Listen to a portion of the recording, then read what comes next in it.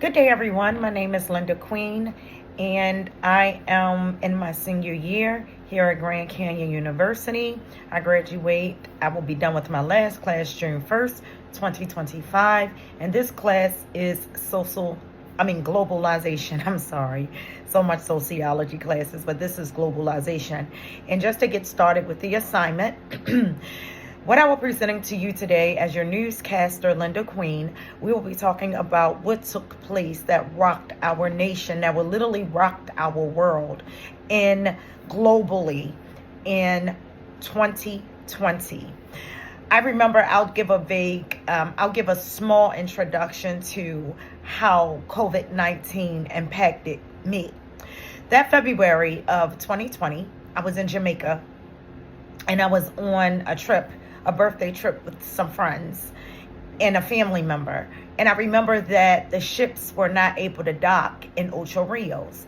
So I was laying on the beach. I was seeing the ship just in water floating. And I just began to say, I wonder what's going on. Keep in mind, I was in Jamaica at that time. So I began to look on CNN, and I realized on CNN that it was saying that they were not letting people off the ships due to the virus. And because Jamaica is an island, not a lot of people, they did not want the pandemic to spread there. So that was a way they were trying to keep it isolated. Now, to our broadcast. As I begin to think back and look into my facts about coronavirus, which has come from the WHO, World Health Organization. As you all know, the first outbreak of the coronavirus disease, we heard about it being in Wuhan, China. And it became a global outbreak.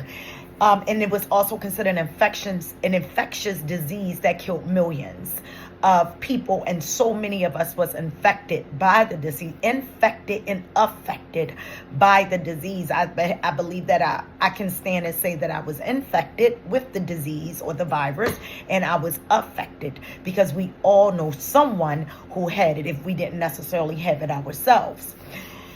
Now, when we get more into it, the WHO Emergency Committee, COVID-19, recommended to the Director General, who accepted recommendations that given the disease was by now well established and ongoing, and it no longer fit the definition of more so of an epidemic. At this point, it became a pandemic. And a pandemic is when something affects us globally. And that's the one thing that I would say the virus did for us. Let me just switch to my other notes. It affected Americans and everywhere around the world globally. There was no escaping this disease, and no one was left unscathed by the disease. I'm sorry. Okay. Now, across the world, the pandemic has tested our resilience. This is after the fact, after the injections. At that time, I believe President Trump, he was still our president at the time.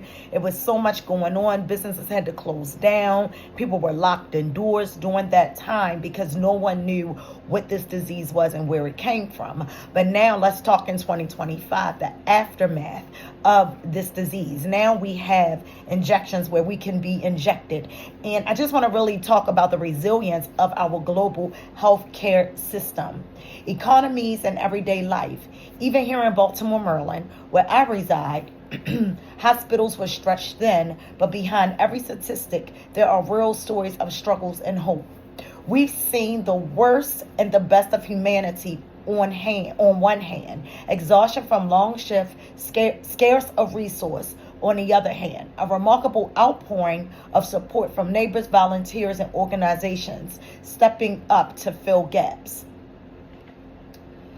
Media played a pivotal role in framing the crisis because it definitely was a crisis. While some reporters focused recovery rates and vaccine developments, others emphasized the social and economic impacts. And to this day, churches suffered. Many businesses had closed down. Churches has closed. Many things happened that affected resources that everybody used for their everyday living. And lastly, as I close in the next few seconds, COVID-19 has tested our resolve and our resilience, but it has also shown us the power of collective action. And I advise everyone to stay safe. And we'll see you next time. But as I close, I say this to you all. When the pandemic happened, many of us were impacted and infected. And whether you're for the shot and the virus shot, the antifungal or virus shot, it was many of us who opted in and opted out. But to this day, we still live in the aftermath of the pandemic of 2020, which was COVID-19. Bye.